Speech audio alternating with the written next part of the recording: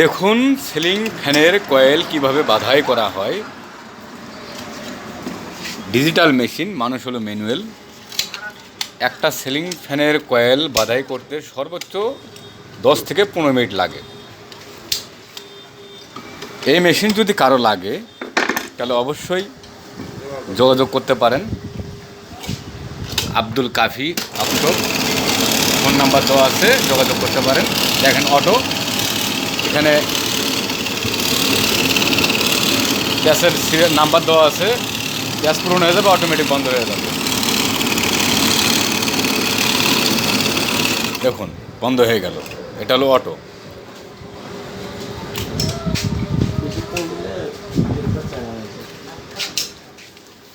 Digital meter, এখানে metre 300 batch দেওয়া আছে।